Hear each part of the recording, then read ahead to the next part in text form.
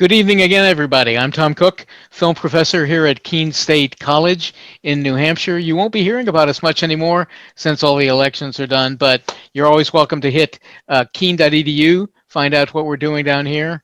And this course, if you've been following us, is uh, career development in film and media. Our students are mostly juniors and seniors, obviously looking to graduate within the film area. And what this course does is help them hone their skills, not necessarily their production skills, but let's be blunt, the way they can sell themselves. How do you get work, particularly in this time of pandemic? A lot of our guest speakers, and we've got a good guest speaker on, one of our own grads, and I'm sure he'll be addressing this, but a lot of our guest speakers have talked about that, about how the film and television industry has been impacted recently by the pandemic, and the fact that obviously, as those of you who are familiar with production know, crews can be anywhere from multiples to dozens to hundreds of people, and that just can't be done. When's it going to be that Hollywood and New York, which is where a lot of the production, not all of it certainly, but is focused, will be able to come back and start providing the media that we all crave and consume? And so we'll be talking a little bit about that. But this class is about once these folks graduate, once you can try to get your foot in the door, how do you sell yourselves? You write a good cover letter. You have a good resume that tells everybody about who you are and what you can do. You learn how to do the pitch or the elevator pitch, as we've talked about. And that's where you meet somebody. All of a sudden, there's Clint Eastwood in the elevator, and you've got 30 seconds before he gets off on floor 5 to sell your story. Good luck with that. But then also creating your own web page, creating your own demo reel, getting yourself sold so that you can ultimately get an interview, because that's what's going to be getting you the position. One of the favorite things, I think, that certainly my favorite part about this class, but I think the students enjoy most, is every week we have a guest speaker. Somebody either from the industry, a graduate, or both. Many of you have been with us, hopefully, over the past few weeks and seen a lot of the people we've talked to. Today, I'm very pleased to welcome back one of my favorite students and one of my most talented. Unfortunately, he was one of the earliest ones to be taught by me. So maybe he has some drawbacks to that. You can hear him mumbling about it. But I'd like to welcome Josh LeBlanc. Josh, thanks for making it with us. Thanks for having me. This is cool. It's great. Fun to be back at Keene in a weird way to see. It is kind of strange. It's bizarre. It's bizarre. This is cool. It's a cool idea for a class. It's great. I think that it would have helped me tremendously to be able to talk to people in general who went to Keene or from Keene or just out there what's in the real world, because everyone wants to do different things. You know, I mean, when you go to Keene, like when I met some of you earlier, did I meet everyone? Is everyone on here? Yep. Okay. Some of you want to do different things, and different things have different paths. If you want to be an independent filmmaker, you want to be like you want to direct, or you want to do things like that, your path might be different than if you want to be a cinematographer or you want to be something else. And something I kind of wish someone would have told me, everyone I know who's a creative executive out here, everyone I know who's an executive at Amazon, Bat Robot, any of these big companies, they all started on a desk at an agency. They had either a company or an agency. And if you want to do anything if you're not sure if you want to direct, or even if you want to direct, or you want to write your own stuff, if you're not sure what you want to do, but you want to work in film or you like movies, before the pandemic, I would have said, get a job on a desk at an agency or a company. I mean, you had Lee Unkrich on here, right? Yep. Yeah, one of his first jobs was like, he just went to Pixar and just stayed there, basically, right? You started a company that's doing big things, and you work your way up, and you're allowed to do things in that company. And that's a great way to, if you're at the right place, they'll let you trust and do things. But every executive that I know at every company started on a desk, either WME or CAA or whatever, and they started there. And after a year and a half, they kind of give you a choice of, what do you want to do? Do you want to be an agent? Do you want to be a manager? Do you want to do you want to work in film? And if you want to work in film, you want to work in production, then they can help you get a job as an assistant to a producer. And then from that way, you can move your way up and either bounce around from different producers or go to a producer who has a deal and make stuff, and then yourself become a creative executive. And that's a great way. I think that's the number one piece of advice I would give anyone who wants to enter this. If you want to move to LA or you want to move to New York, and you want to work in this town, you have to be willing to start at the bottom, you know, because that's what it is, and work your way up. But you want to be at some place that's connected. Now, post-COVID, I have no idea what that's like, because they're like laying off assistants left and right at agencies and stuff, and it's kind of a weird time. But that's the path I kind of would have done. And same with production. If you want to be, some people want to be cinematographers or camera people, there is a network. Mike Cahoon, do you remember Mike? Of course. He's been a camera AC for, you know, 15 years out here or longer, you know, maybe 20. And he's worked on huge TV shows, anything Kurt Sutter does and stuff like that. He was on Sons of Anarchy the whole time, and he just does shows as a AC. You know, he doesn't want to be a DP. He doesn't want to be, you know, a director of photography. He just wants to be a camera assistant, which is fine. That's cool. I think that's the thing, is you have to understand what you kind of want to do. And like, not everyone is going to be a writer. Not everyone is going to be a director. There's no room for that in the sense. So you have to kind of figure out what you like to do and what you want to do. Well, and nice that Mike is comfortable doing that, because obviously, as we've had a lot of other people say, if you're really good at one thing, the crews don't want to let you go, let you try something new, because then now all of a sudden they got to find another great AC. Yeah, sure. That's absolutely true. And then Tim, who was out here, Tim Clark, who what does working on a desk mean? That means being, sorry, I'll answer that. Who's Mark G? Mark Gempler. He's one of our, he's our behind the scenes producer. Oh, the guy. Okay, yeah. So working on a desk means you're an assistant to an agent. That's what that means. Most of the time, you either start in the mailroom or you start as a floater, because they don't have a place for you. And some people, you're a floater for like a year, where you just like, you go in and someone's sick today, so you're working on someone's desk, or you're working on someone else's desk, and you're answering phone calls. And like, a lot of times, if you're doing that, the benefit of that position is like, if your people call in, like say, oftentimes if I call in and I talk to my agent or whatever, the assistant is listening on the phone call the whole time. They don't tell you that, but they're listening on the phone call the whole time, because they're learning and they're trying to figure out what's going on, or how to talk to people, or how to tell people yes, or how to tell people no. They're reading coverage. And that's why it's a valuable position, because they want executives at other companies. They want someone who can talk to people. They want somebody who can go through the system, and they want someone who's knowledgeable about how everything kind of works. Well, and correct me if I'm wrong, but your point isn't really that they're gaining all sorts of valuable knowledge working at a desk. You're proving that you can show up on time, that you're reliable, that you know you'll do whatever people ask you to do, that you're the go-to person. But I think they work hand in hand. I think that yes, you need those things, but you will gain knowledge. You will gain understanding of how to work with people. There's a thing that I've found, that when you go out and you work in the real world, especially in production,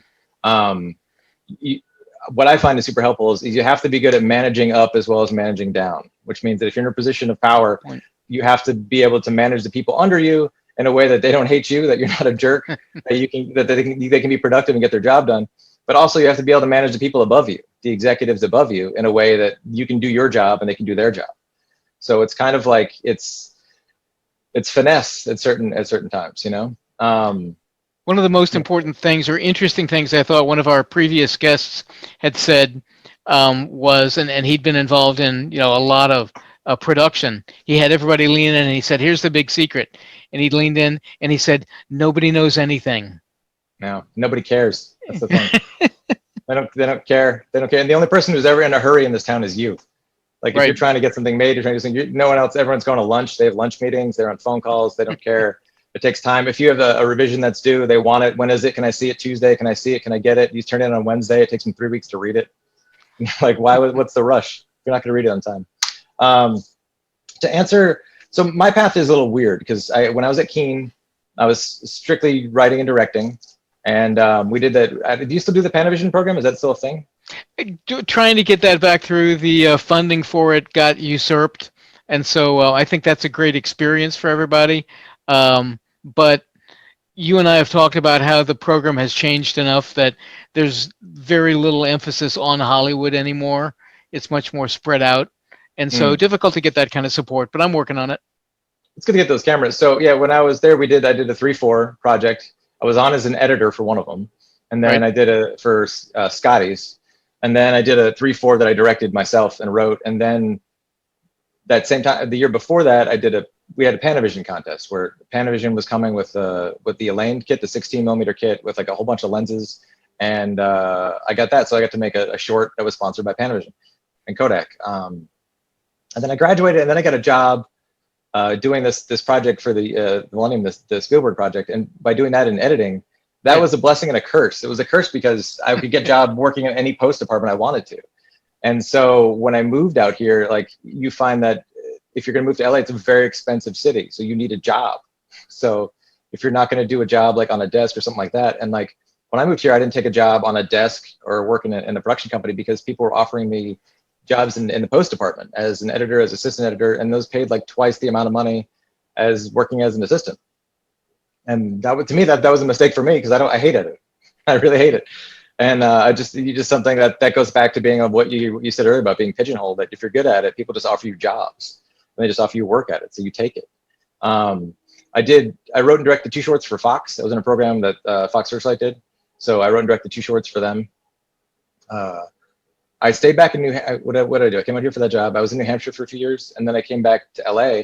And this is where it's weird for the people who want to be writers or writer directors. If you want to be an independent filmmaker, you want to be a director, and you have access to funding, I say just go make your own movie. Just go make your own movie and shoot a movie because it's going to be a hell of a lot easier. I've had the last 3 scripts I've taken as a writer. I've had huge producers attached.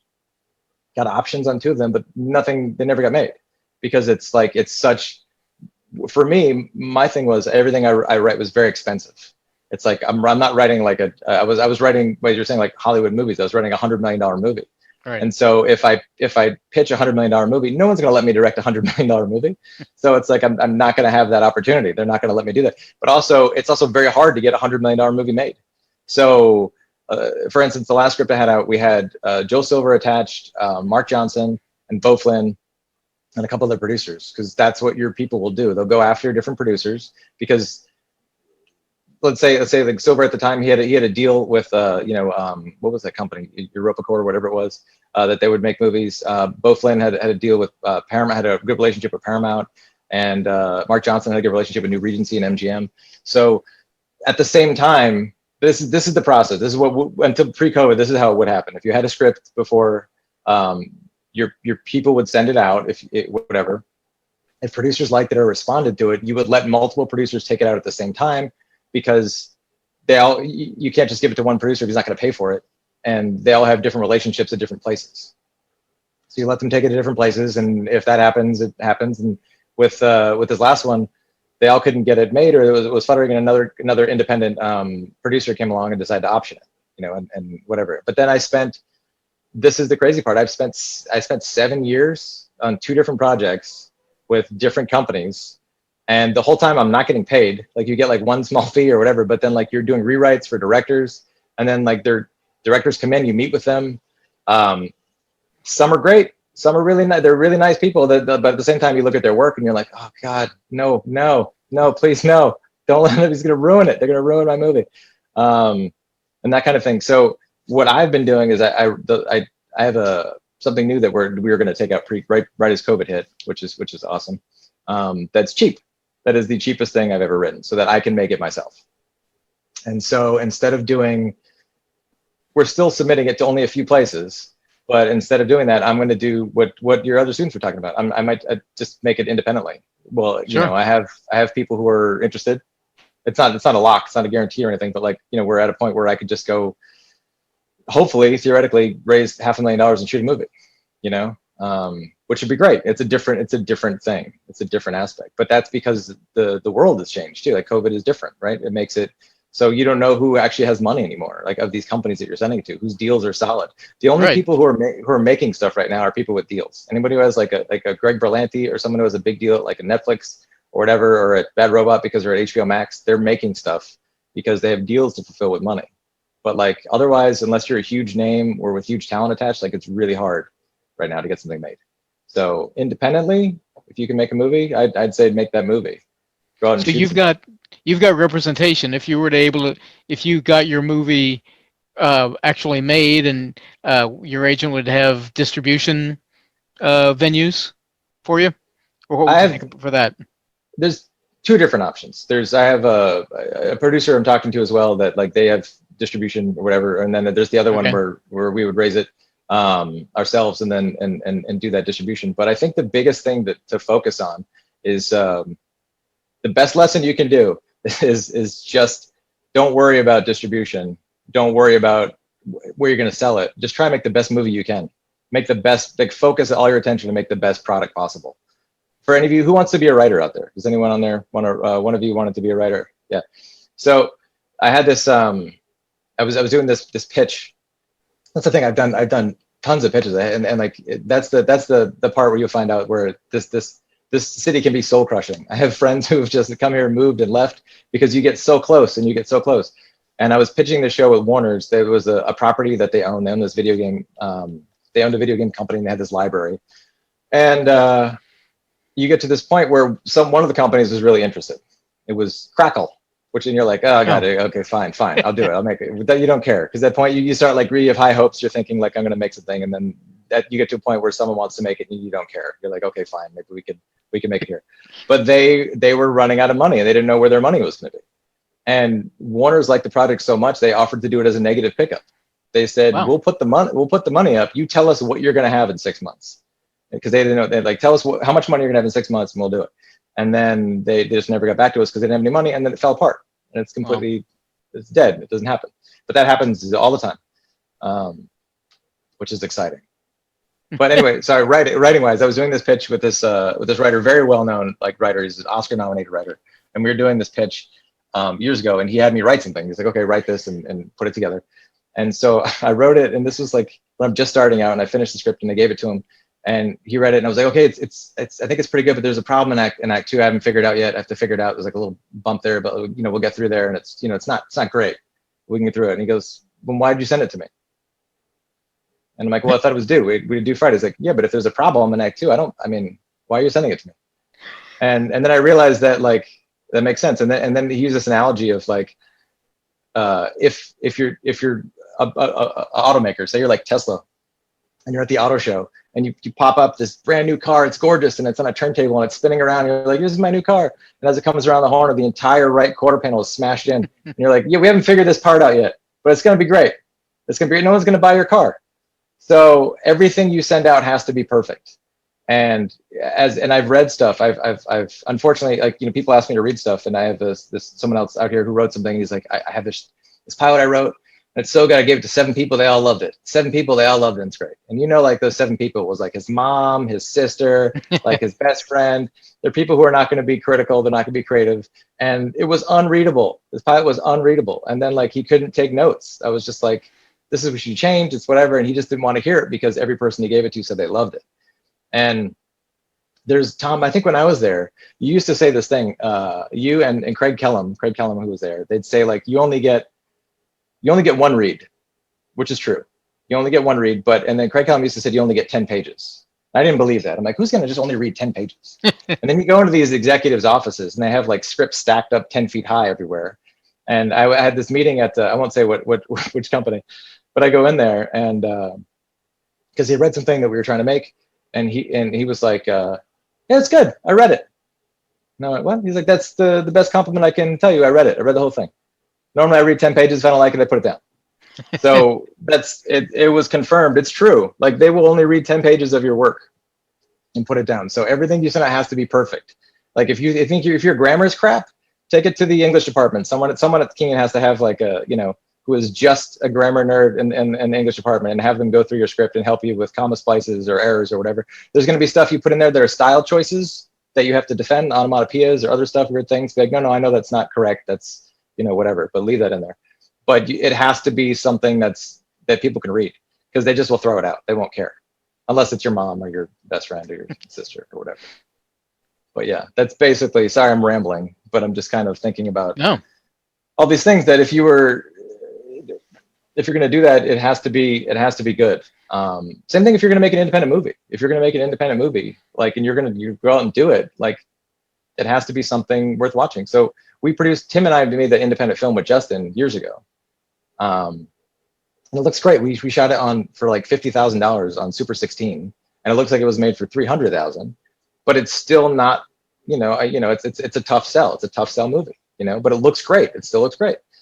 So I think that we put everything we had into that, and you really have to do that if you're going to do that.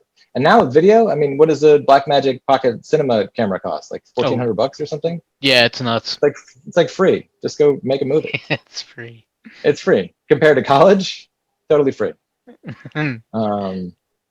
But yeah, that's so my experience is that. I mean, basically, I came out here and I as a director, I wanted to write and direct, and I switched to writing. I still want to direct, which I'm talking about doing, only because directing shorts are expensive, and writing, it costs you the same amount of money. If you write a $100 million movie or a $20,000 movie, it takes the same amount of time and it costs the same amount of money to do that, to write that. So it's easier in that route. But I think that the thing is, if you're going to leave here, I think that and do something afterwards. If you're not going to be in New York, if you're not going to be in LA, and you want to work in the industry, you can also do other things, as you said, wedding videographer. Those are all valid careers. You can make a truck ton of money doing wedding videos if you do them right. So it just depends on what you want to do with what you're there for, And same with Patty. Like you said, Patty's not doing film, but that's okay. Like, it's like those are skills you get, and you can do whatever you want with that. Sure. So, and as you said, production has changed like dramatically. One of the things we're looking at when we're budgeting our movie is what COVID insurance costs. COVID insurance is 8 to 12% of your budget for an independent movie.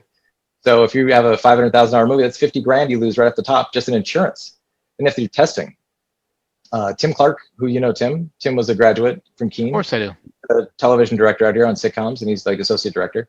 And he's working on this Netflix sitcom, and he said it's a whole other thing, like they go in and, everyone's wearing a face mask and a shield, and they all have bracelets that beep if you're within 6 feet of each other to warn you're too close to someone. You have to eat in a separate wing, like on a table with plexiglass separating the people. There's no food on set, no drinks on set. And if anyone gets COVID, they shut the whole thing down. So it's luckily it looks like, we'll get out of this at some point. It's gonna happen. I feel bad for the people who are just graduating. Sorry about that. It's gonna be a weird kind of slow time for a bit, because a lot of people have lost their jobs. There's a lot of people. That's one of the reasons why I keep leaning towards the independent route, even though we're submitting now to a couple big companies. I think I might just take the shot and do it myself, just because if I have that opportunity, instead of waiting another 3 years on waiting for people to put it in development, turnaround, or whatever, I think that's just go out and do it. Yeah. I'm rambling. Who has questions? Anybody have questions for Josh? Looks like Colleen might be kicking in. Maybe. No one has questions. Everybody's got to have questions. Yeah. I was just curious about how did you make the switch from, because you said you didn't really like editing. How did you make the switch from being an editor and being offered these multiple jobs? How'd you go from that to writing, and what kind of opportunities did you look for in writing?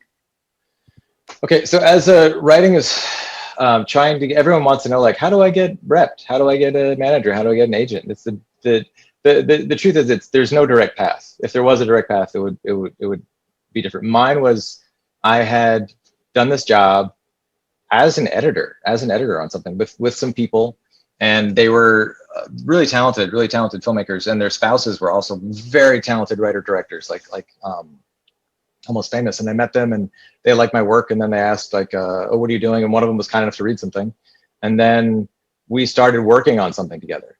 And even then, his agents weren't interested. It was fine. But then I went out and did a bunch of pitching, and then wrote something, and then based on that, I got a meeting, and they wanted to read stuff, and I gave them 2 scripts. That's another thing. If you want to write, you just have to keep having material. If you have 1 script, the second they read it, they're gonna be like, what else are you working on? What else do you have?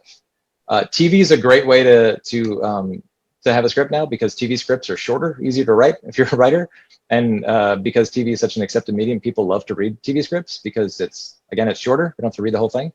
So that's a good thing if you want to write like a spec pilot for something. But if you want to try and figure out the best way, if you want to switch or be a writer, one, just start writing. Just start writing, but you submit to places. You have to submit to all the like writing contests, like Nichols Fellowships, the Final Draft contest, all these contests that exist that will kind of promote you. Because if you get anywhere in the top 10 of any of those contests, like, representatives will find you. They'll want to meet. They'll want to read what you have. they'll want to define stuff. And like there's this kind of saying that like my manager used to say, he said that like if it's good, people will find it. You know, you just have to submit it to places. There are certain management companies that do have open submissions. There's not many anymore, but there still are some that do open submissions. You have to look for that online, like take a list of what are the management companies that are out there and look for it. No agencies will do open submissions, but management companies will for sure. Some production companies will. You have to sign a waiver saying that like you won't sue them when they steal your idea, which is a total possibility. But yeah, that's a good question. It's hard, and there's no straight answer to ask how do you change from being an editor to a writer, or change from anything to that. You just have to do it. You have to start writing and keep getting material and have something that's good. And you need people to see it. And the best way to see that is probably writing contests. You know, I think that's the best way to expose yourself. Enter all of them, enter as many as you can. And if you get through a certain round and you get to certain people, you'll take meetings with people, and it might lead to something. But yeah, it's kind of the path. What else? Don't be shy. Asking questions about. So how has how did with the pandemic? That's always something that our students are interested in, and that is on the top of their minds and going out to find work. How did that first impact?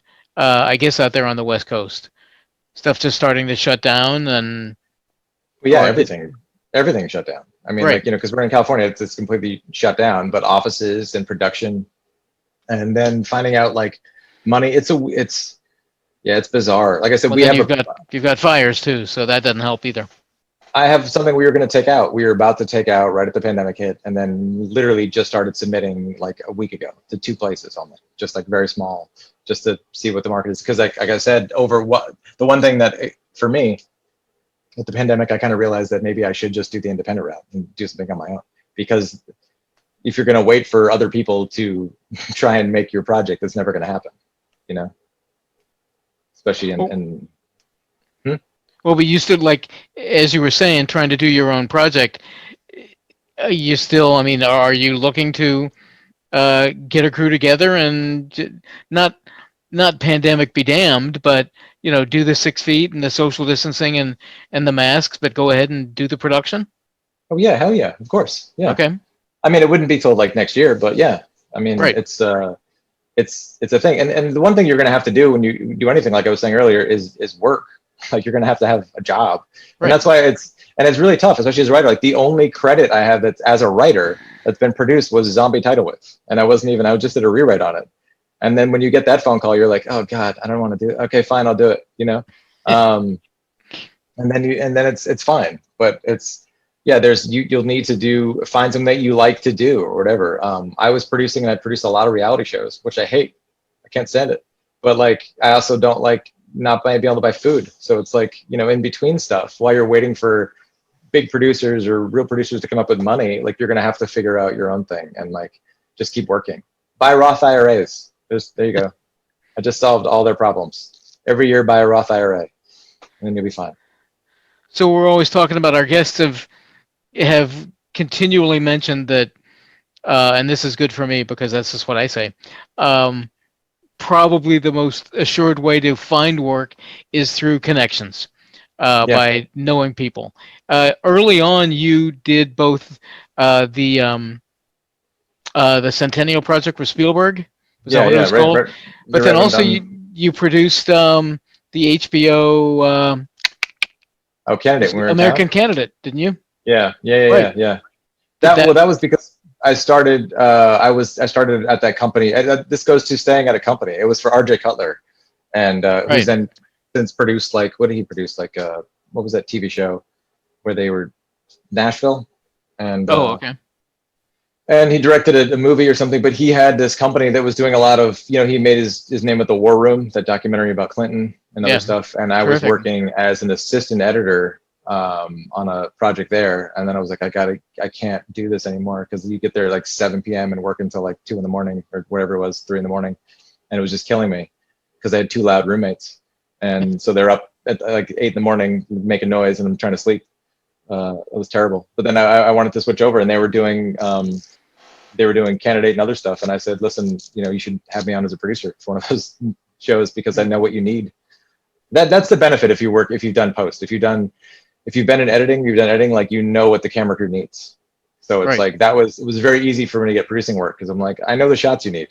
I've been cutting them for years. I know how to get there and get what you want. And then it's shot here, and you happen to know the town, so yeah, it was crazy. Did that do you any good? Were they impressed or surprised that you went to school here? No one cares. No one cares. No, they just want to know where the best bar is. Right. Where can I get?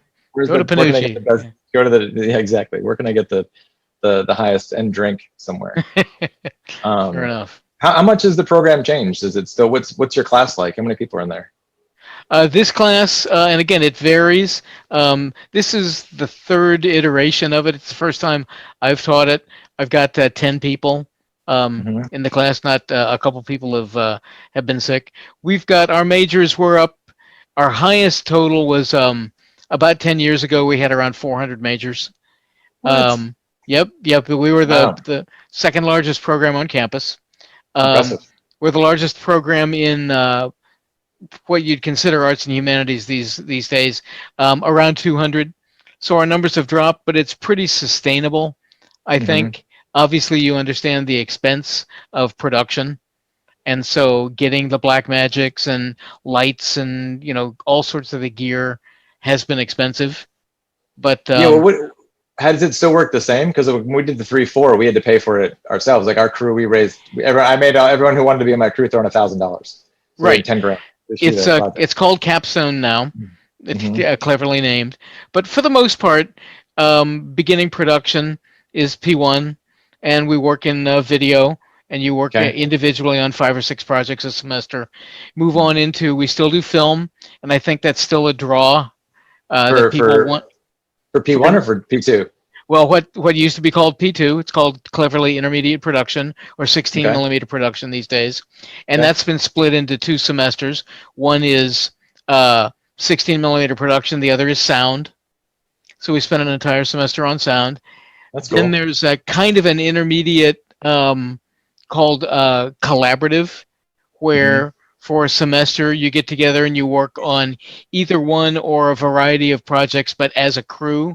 You can shift around as crews.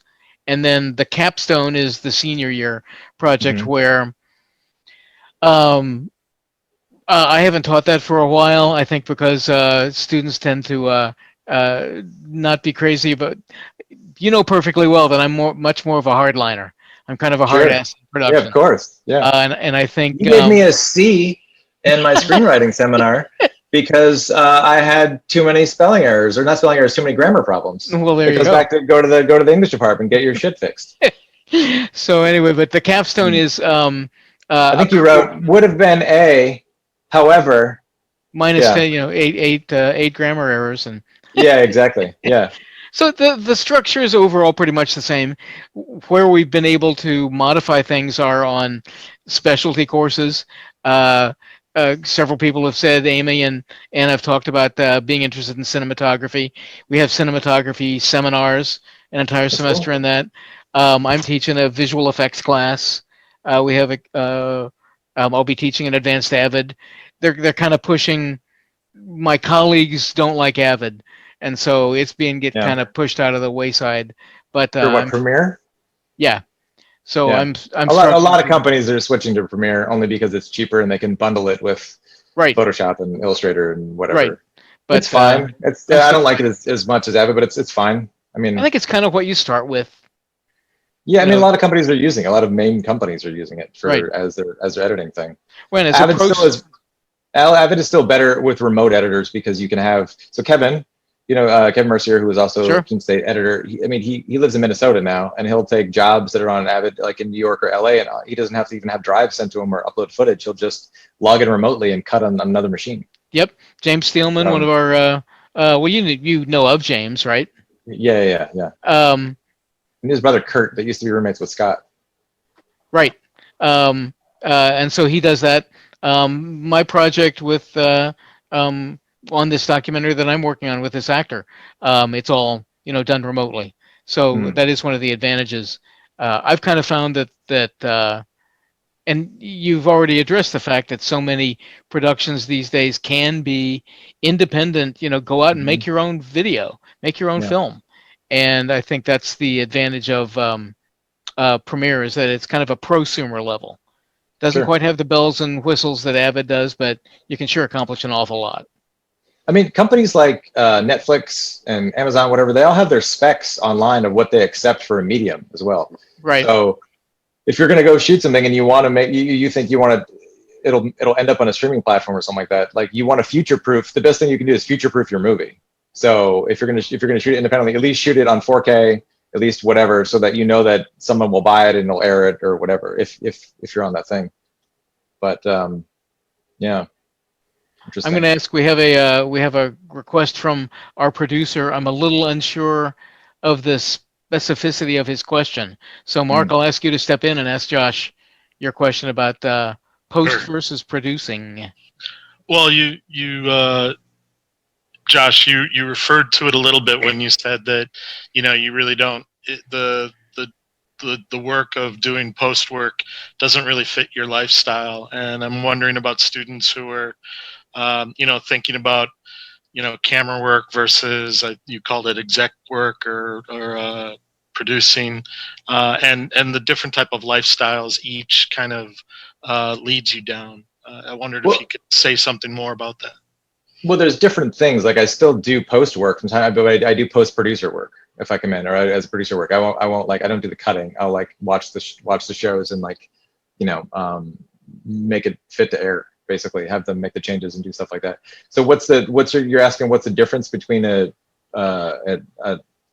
it's not so much the nightlife. I just don't want to do that. I think that you realize what do you want to do, and I want to just be able to produce either my own stuff or produce stuff that I start to like. So that's why I think that's the one thing of COVID I think that is good. I think it's providing clarity, at least in my life, what I should be doing.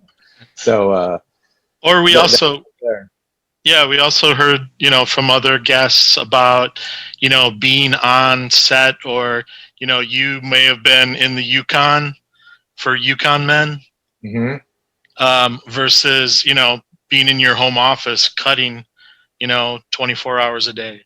A lot of these companies, that's the problem. A lot of these companies, a lot of those jobs are not hourly. They're not so you get a weekly rate, so you're not getting overtime.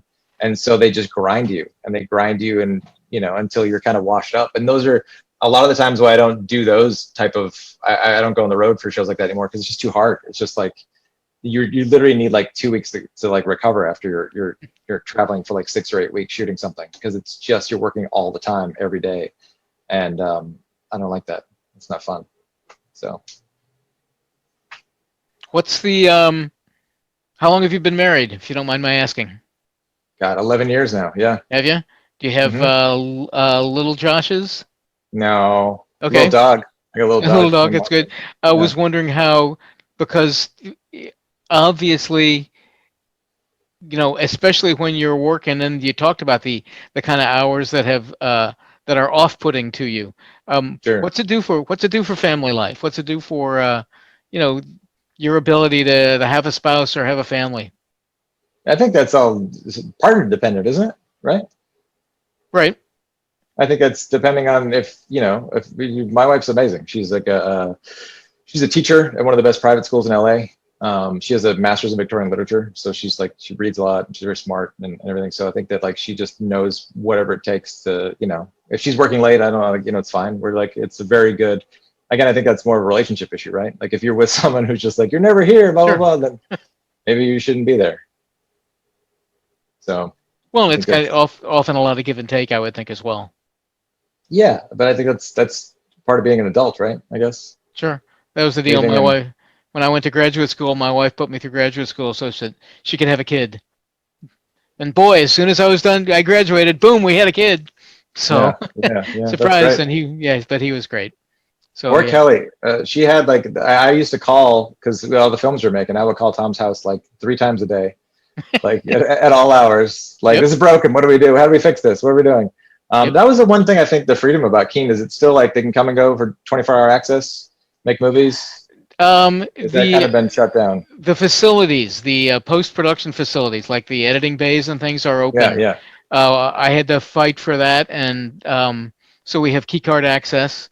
The stockroom obviously is not. We've got a guy. We have a new Yeah. guy, Brandon Dougherty, who is running it, and he's getting the stockroom in great shape. So, and I think this is important, as you know, when you go to Panavision, you check something out, and you say you're going to bring it back, and if you don't bring it back on time, you're charged double. So it's Yeah. important that everybody gets used to checking stuff out on a Tuesday and bringing it back on Thursday or whatever. But they steal stuff. Tim and I were producing this thing in Vegas a few years ago for Cirque du Soleil and Google, and it was like they only have 2 sound stages in Vegas, and so we had one of them, and we were there for a week, and I hate that place. I hate Vegas and everything, but we had this AD that we hired from LA, and he's like, okay, how many contacts do you have? And you know what contacts are? Those are they're like little radios that connect to the sound department so you can hear what you're watching. And I said, well, we have 12 because we have the Google people and stuff like that. He's like, okay, you're going to lose about 4. I'm like, what? No, we're not losing any. He's like, yeah, you probably lose about 4. And he's like, how many walkie-talkies do you have? And I said, 20, 24? Yeah, you're going to lose about 8. I'm like, we're not losing anything. We have to pay for these. Why are we losing? Well, who's doing these? Because he was doing these crazy low-budget music videos all over time that people steal from all the time. So I had to make sure that no one, please don't steal our stuff. But it wasn't the type of crew that did that. But yeah, you're paranoid about especially when you have larger gear, because people walk off. There's a lot of stuff, and it just ends up like becoming very expensive, very expensive. Now, in producing your own, and this is something obviously that you have to consider, and we've talked about being independent. A little bit different if you're doing like independent work, like client-based production or wedding videos. If you're doing, like Sabelle is doing, and Colleen and Dylan are on her crew. If you're bringing up to do your own independent project, do you have people that you're farming off a lot of the pre-production work, or are you doing it all yourself? Is it the Josh show? This is very early stages of what I'm working on. But right now it's either, because the way it normally works is if you have like a script that you're trying to make, your people send it to everyone in town or whoever, basically, and you wait for an answer, and if it happens, it's whatever. So this project we haven't really sent out. So instead of sending it out, we're deciding what do we want to do, and I have a couple people I've been talking to. One's a very successful independent producer who makes like 3 or 4 movies a year. The other ones are partners of mine who work in the Broadway world, and they produce Broadway shows, but they know how to make money. They know how to raise money to make movies or anything. So they're both totally different. If I did it with the Broadway people, I would be doing a lot of that work as a producer and stuff, like a majority of it. If I went with more of an independent producer who has the track, I'm hopefully still would be able to do some producing work, but they would be doing the majority of that. And a lot of that is again, networking at context, right? Like the list of people you have and you work with. I produced this infomercial like 2 summers ago, and I hired this DP who I worked with before, and it's like we needed a larger crew than we thought. But he had a list of like, you just ask those people, like, who do you like to work with? And they'll ask you, like, if you go to the keys of each department, a lot of times they'll have people they like to work with, But here's the biggest takeaway. We did this thing. So years ago, I helped my friend produce, my friends, Marcus and Patrick, they're very successful writers, directors. And they had this script called Midnight Man that they wanted to sell. And he made a deal with this production company, and he was attached as the director on it, but it had a very low buyout clause in there, which means that if they sell it to someone, and they would literally just cut him a check for $20,000 and they could hire someone else to direct it, because there was a buyout clause in there that he would not be the director. So he was paranoid that he wasn't going to be able to direct this movie. So we went out and shot a trailer. We spent $8,000 that he spent up his money. we shot non sequitur shots to make it look like the movie existed. And based on that trailer, Bob Weinstein, not Harvey, but still, right before it was bad, Bob Weinstein bought it in the room, and it became The Collector, this horror movie called The Collector. They made 2 of them. They were going to make the 3 of them. Yeah. Yeah. But I didn't get to work on that as a producer because I was out of town for family reasons at the time.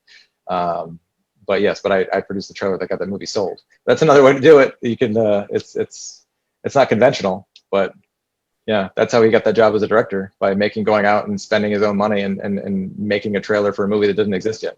Well, ultimately, what I'm taking away from your, and you've been able to address many, many different facets of production and pre-production and even post-production than a lot of our other guests have been able to do. But it all sounds like and how this is done, I don't know, or you don't know either, but it's about getting noticed.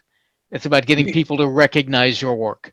And it's about, you have to keep making content. You have to keep writing stuff and whatever. And that's the hardest part. Like for me as a writer, as someone who's writing something, like the one I want to make, that last script was probably one of the hardest I've ever written, because like when you have the first few you write, you're so excited, right? Yay, I'm going to make it, look at me, I'm writing a movie and someone's going to read this, it's going to be great. And then you send it out there and people are like, oh yeah, maybe we'll make it, maybe we won't.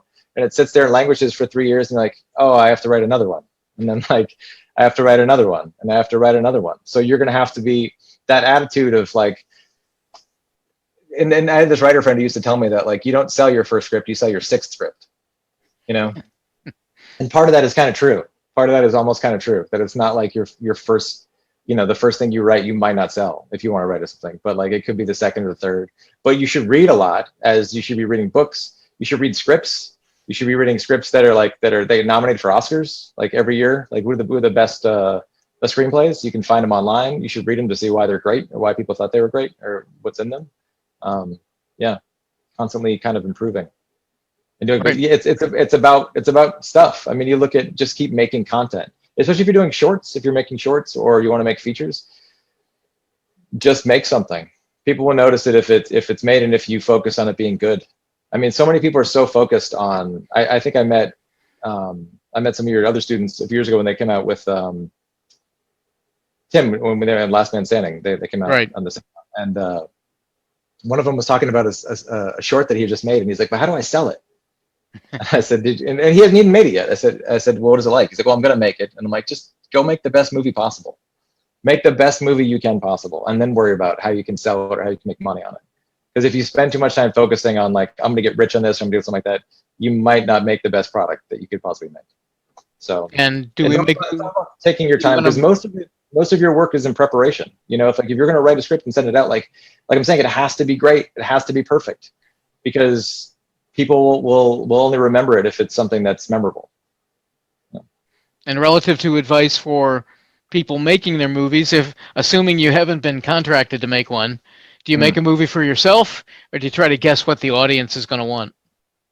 No, never do that. Never guess what the audience wants. Never, because if that worked, then everyone would have a hit movie, right? Like Joe Silver used to have this thing where he had it was, yeah, or like, who was that guy, Ryan Kavanaugh from Revolution? He said he had a computer algorithm that could determine like what a hit movie was going to be, right? Or something. Like it doesn't exist. I think you just have to find something that people respond to, something that's either original and it's tough to be original because like everything's kind of been done, you know. But like that's the thing. It's like when people say like it doesn't matter about the idea, it matters about the execution, more or less, you know. How well did you pull it off? Because ideas are everywhere and people have ideas all the time, but it's about how well that script turned out, how well this film you make turns out. Whatever you do, just the execution is key, you know. And you have to really be, and Tom knows that when I was there, like you have to be hard on yourself. You have to be willing to take criticism. I had this, oh my God, I had the worst pitch ever. And this executive was really smart and she had really good notes about the project. And she's like, you know, what's stopping me from, and this is a greater issue. I had it's like, it further infuriates the process. The original version of this pitch, they made me change it because they thought that she would want something different, right? And then we go in there and she wasn't into the version that we pitched as much as she would have been to the original version, which is just like you're dying on the inside. You're just angry. But she was very smart and she had really smart things. And she said like, this is what's preventing me from pushing the buy button. These are these things. And I was like, look, what she said made sense. Like she had really smart ideas. And the whole point of the story is that if you're one of those people that when people talk to you and they give you a note, you should either hear one or two things. You should hear in your brain, you should hear, oh, that's a good idea. I should change that, right? Or you should hear, oh, that's stupid. I would never do that. You probably hear one of those two things. But if you only ever hear, oh, that's stupid, you're never going to make it. You're never going to go anywhere. You have to understand what is a good note and what is not a good note. But you have to hear those two things. In your head, you have to be able to hear criticism and accept it. You can't be someone who just thinks everyone's stupid and the whole world's like an idiot and they don't get you. Because if you do that, you're not going to go anywhere. You're not going to be able to, and also you won't be able to work in any company in town. Wow, it goes fast. We're running close on an hour. Folks have have questions for Josh. Yeah, Curtis, and then Anna. When you're writing a script, what's your writing process like? Like, what's the first thing you do, and what's like something that you kind of keep to the end? Okay, it's different for everybody, right? I used to be very strict outline. I'd outline the shit out of it, and I'd have every scene kind of beat it out, you know, and then I would go through, and then as I'm hitting it, I'd be like, okay, today I'm going to write this scene, or I'm going to do a first draft. And I used to do it kind of like framing a house kind of way, where I would just crank through the whole script and have like a frame set up and know that I have to go, it's going to take like 2 or 3 drafts to kind of like put in the kitchen and put in the rest of the walls and make it pretty. And that I changed now, and I don't write that way anymore. And now I write not slower, but I kind of like build each room till it's kind of perfect until I move along, you know? And it's just finding, I think the biggest thing I found is like, whatever method that you're going to find that's going to make you to continue to write, do that. You know, if it's, I have a friend who does 3 pages a day. He's like, I have to do 3 pages a day minimum. He can do more, but if he does 3 pages a day, you know, at the end of the month, you have a full script, and he knows that he's going to hit that mark. So it kind of, it just, what works for you right now? When I was writing for my capstone project, I kind of took it in chunks. I feel like I worked on, I like to kind of work on one spot until I think it's all right, and then kind of move on. And then I like to look it all over again and make the changes that I feel I need to make. Something I started, which is, you're not going to hear anyone, this is something I just started doing, and I find it so much more liberating than anything. When you're taught to write, or write in general, everyone wants you to do it in this linear fashion, right? Go through first act, whatever, blah, blah. But sometimes, like in general, like this last thing I did, I had this like, I just wanted to write this scene that was like in the middle of the second act before I just kept thinking about it. So what I did then instead is I wrote a bunch of different scenes and then pasted them together in the order that it was, and then I could fill in the blank. And I found that like totally liberating the last time I wrote something. And totally like once I removed myself from that strict, like I have to write in this order structure, and I wrote the scenes that pleased me first, I realized that I could get these kind of like character emotions out from certain scenes. Like if it's just like 2 people hanging out in a bar, like you might not get the emotion or kind of identify who that character is yet until it's one of these scenes. And by writing these like different scenes that I really liked, it allowed me to go back and fill in the blanks much easier. And I enjoyed that much better because then I could copy and paste and move it around. So that's like something I just started doing like in the past year, and I find it incredibly liberating. And I would prefer if the apps or the programs like allowed you to write that way, you know. So they do. I just literally have multiple. I have multiple files open. I have one that's basically just like the trash file where it's just like scenes that as I write it, and then I have like the completed script where I just copy and paste it over. And also I started using like, I don't know if you guys write on, what kind of app do you use to write on? Use like Writer Duet or like I use or Draft? So I use Final Draft because that's what I started with for forever, and I use the app on my phone as well. And so sometimes if I'm not, I mean, this is obviously pre-COVID because I'm home all the time, doesn't really matter, but like I found that also super helpful because I would just go on there and just kind of bang out an idea for a scene or whatever, and like, or rough outline it while I was out there, and then I can go on my computer later and it's there, and then I would just flesh it out and finish it, you know. So ultimately you have to find out what works for you and what you find, whatever's going to make you the most productive, you know, do that. But I think that people are often, especially when you're starting out, you kind of have these like, you have these rules in your brain of like, I have to do it this way and I have to do it this way. There are no rules to it. It's just because once it's said and done and it's on a piece of paper, someone read it, no one knows how you got there. You know, it doesn't matter. The path to that doesn't matter to the reader. It's about how you can finish it. So personally, I found that like I was saying, that the way of writing things out of order, incredibly freeing for me. But again, it might not work for you. You might want to go through and do it in the scenes or something like that. But that was incredibly helpful for me. Just because, especially if you get not stuck, but like, you know, like I was saying that one time that if I had a script and like I had a problem and then in the second act, it's because I'm like trying to do it all linearly. And then if you just can kind of separate from that, like I found it helpful. But yeah, what kind of movie do you want to make? You said you want to be. You said you were one of the people who said you want to be an independent filmmaker when you're done, right? I'm more of like a slow cinema person, so I don't like. Okay. I like to hold takes Sure. and stuff. But right now my capstone is a drama about. Well, it's sort of like a family drama about two brothers dealing with their father and his addiction and abuse and stuff. Okay. Sounds hilarious. You should watch a lot of Bergman. Do you watch Bergman movies? Yeah, that fits in that. I'm a big Bergman fan, but also the same. I hit that. That's very good for that slow burn kind of. Also, the shots. He has a lot of like action in frame, like movement in frame shots, like Spielberg does. Especially with Bergman, where it's like the shot kind of stays the same, but it reframes by the way the actors move. Long take stuff. Yeah, that stuff suits itself really well for independent movies, like cheap movies. If you're going to go out and shoot one. Sure.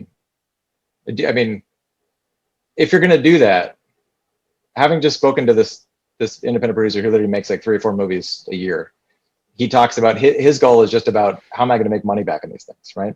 And his things are basically red states. And it's like he has cousins in like Louisiana, and he texts his cousins the name of actors he's considering.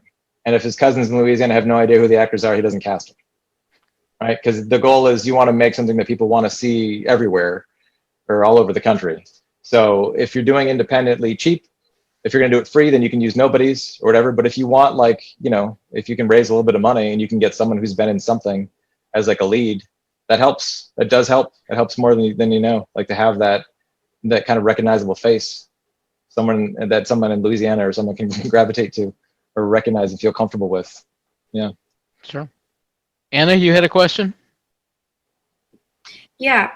You were talking about reading screenplays to better, you know, so you could learn more about screenwriting and stuff like that. And I was just wondering, how often do you do research on, like, either just watching movies or reading screenplays? I watch movies all the time, right. Constantly. And now because of like, I mean, one of the cool things about, we used to have the film library there because we didn't have like Netflix streaming when I was there. But now like the Criterion channel, they have their own channel, right? Like their own app. Like that's an amazing resource. You can cram through a bunch of like foreign stuff. HBO Max has a good section of like foreign movies and like classic movies that are stuff you should watch. But yeah, always. And like, you know, watch stuff that's either in the type of movies that you want to make or stuff that like would inspire you. Reading, I don't read a ton of new scripts right now, but I have in the past when it's like I was trying to like figure out, and you end up taking things. Like a lot of times, like if I'm reading a script in the past, I'd be like, oh, that's a good way how they did like a phone call, like how they wrote that in there. Like I like that. I'm gonna steal that technique or that style, or like how they described action in the scene. I really like that. I can like maybe play on that or something like that. And that's what I meant, like when you read scripts and stuff like that, it's like not just always about like story and content, it's about like craft and style and function and how you can like take from like to better improve your own skill and ability, like looking at what other people have done that was successful, you know, which is important. Good. Most of that stuff's online, but yeah, especially with streaming stuff now, I think you can get like the Criterion channel or like what's it called, like Turner Classic and all that stuff, and like you can like there's an abundance of things. Canopy's free. Do you guys have Canopy? If you have a library app, you get 9 free movies a month. In LA, at least the LA library puts 9 free movies a month, and it's a massive library of like stuff that you can watch. Yeah, have to check that out. We're kind of closing in on it, folks. Any other questions? Yep, Colleen, once again. So when you're talking about like screenplays and like writing and stuff, I was wondering, I have a question, give me a little bit of advice on. One of the things I struggle with for writing that I want to improve upon is definitely dialogue between characters.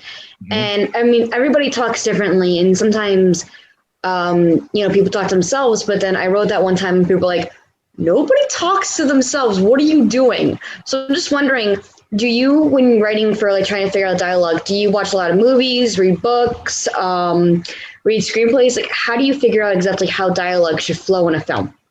It's a good question. I think that these are like, and I've read a lot of scripts that dialogue's terrible, like really, and it's terrible and it's hard to read, and that can be a weakness. It's something like I'm actually like I can do well, but I think it's how can I explain this? First of all, find the character, right? What's the characters? Where are they? Where do they live, right? What kind of job do they have? Like a person who works like in a warehouse speaks differently than a person who works on Wall Street, right? They just have different slang. And you guys are in New Hampshire. I grew up in New Hampshire.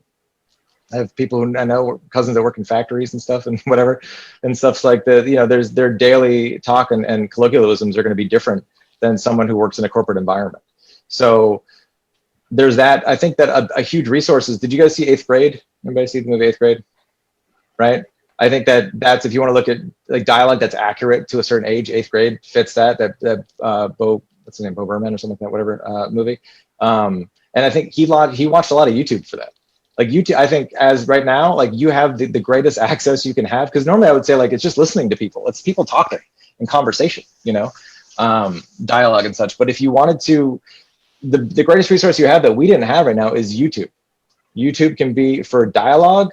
If you can find certain channels and like certain people talking, like, people in the woods, whatever you're looking for, just keep searching and listening to how you will pull off how people say certain words, how they handle certain questions, certain like that. And that could be incredibly helpful. The biggest thing you want to avoid is writing caricatures of people. And I think a lot of times when people are like, I want this person to be Southern or be different, they put too much heat on it. And it's just like, it becomes like a cartoon person, So you want it to be, you still want your characters to be real, just be original. And that's a very valid thing to make sure that you're doing. But yeah, movies are huge for that. But always look at stuff in the same genre that you want to write it, Like, is it a comedy? Is it a drama? And don't look at just stuff from the last year. Go through like a list, look at like, what are the best versions, what are the best noirs? If you're doing that, you can read Raymond Chandler. If you're doing comedies, watch like A Fish Called Wanda or something, like, from the 80s, something that's kind of bizarre, but the character is interesting and fun. Like, I think that there's definitely there, but like YouTube also, like you're just listening to people and people talk. Like a lot of the stuff I do, I put in, it's because like, and I've also had tons of different jobs growing up, like when I was, I used to tend for a mason when I was in high school. My dad had a gas station. I used to pump gas. I worked at restaurants as like a waiter. In production, I've been in like post, I've done whatever, something like that. So it's like just being around different people is a huge help to how different people speak and different people talk, so that a lot of that you might just gain with life experience as you get older as well, because you're kind of just stuck in your bubble of being high school, college, right? And your own kind of thing. So you probably get like different people there at Keene, but not until you get on the real world where you meet like real characters and stuff. But until that point comes, YouTube is huge. Like go down the path of people in different states or whatever, and like kind of listen to how they talk or what they say, and put it in there, but make it true and don't make it like a caricature of people, and you'll be fine. Yeah. Is that helpful? Was that too much? Good questions. No. It was great. Thank you. I appreciate. Yeah. They're used to their instructor being verbose.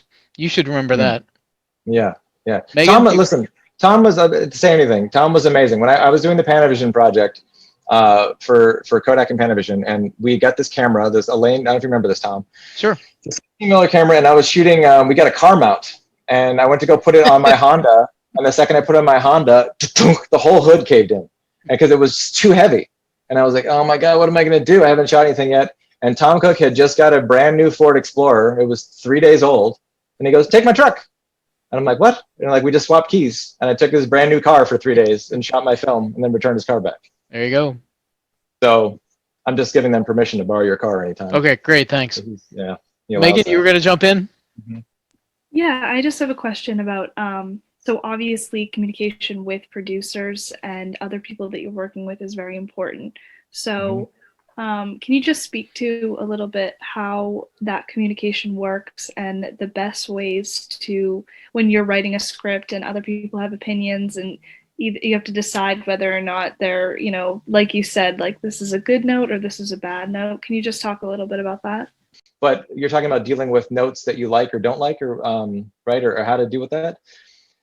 Yeah, that's tough. That's tough. I had one where this director, it was a movie we were trying to make. It was one of my scripts. We had again, this is like 3 years, and we had 2 different directors on. We had this one director, he made 2 movies that had done really well. One, I won't say what it was or whatever, but like he had done this movie, and like I didn't care for the movie, thought it was fine, but he was like a super nice guy. But his ideas were not great. They were kind of stupid about the things he wanted to change. And he's like, I think we could do this, we could do this. And in that instance, I was just like, oh God, how do I fix this? What do I do? So I emailed the producer, the EP, and I copied his email. I'm like, how do I approach this? How do I reply to this note? And then the producer just wrote back, yeah, that's stupid, don't do that. So that was done. But then there are times you're going to get notes that you have to make, right? That you have to try, and you have to do it. And I think that the biggest thing is like, we all think our stuff is so precious, you know? We all think that it's like, it's so perfect and our films are perfect and people shouldn't touch it. But it's like, you have to get over that fact. You have to get over that fact that like, if someone else is involved and someone's going to produce it or something, you have to get over the fact, you have to resign yourself that someone might want changes, and they might want changes you might not like. The best thing you can do is try and get the essence of that note. And what I mean by that is if someone says like, I don't like what happens in this scene, I don't like what she says or the scene or whatever, something plot driven, whatever. If you can find a way to like satisfy that note without directly addressing it, like in a roundabout way, but like it doesn't ruin the movie or scene, like, and I know it's hard to, I'm not giving an example because like I've done this before. I'm trying to think of an example, but yeah, it's just, and you get people who give you notes just because they feel like they have to give you notes. And I think that's when you know the sign of a good producer, when they're like, they'll recognize that like, I don't, just because I have the power to give a note doesn't mean I should give a note, you know?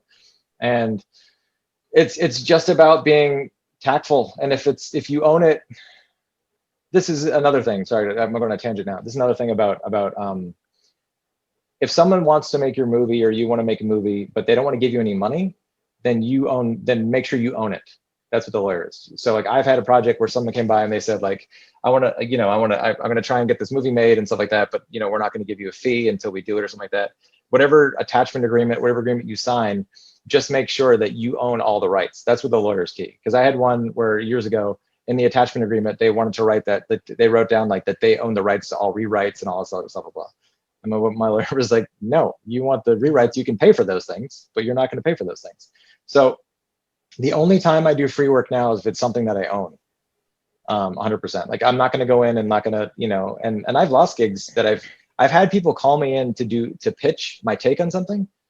And you find out later that they already had hired someone. They're just meeting people to get ideas of how they can like make the project better. That happens, unfortunately. But the only time I do free work now is if I own it on a script or something like that. I will not do a rewrite. I will not touch it unless I own that script, because it's not worth it. It's not worth your time. It's not worth the energy. And they all expect you to do free work because in their mind, you may have done free work, but you haven't done free work for me. So it's like this weird sense of it's stupid. Hopefully that's going away after COVID or something. But yeah, a roundabout way to answer your question about notes is just like, after you read them, take a deep breath, read them again, because sometimes when you first read them, they seem like they're worse than they are, you know? So take a deep breath, pause, go back, read them again. Don't write a nasty email, and then write it. But yeah, it's tough. I mean, I also, as I produce as well, like I have both kind of left and right brain, so I can be creative and produce. And sometimes that's great. Sometimes it doesn't serve me well, because then I'll respond like, why would I do this?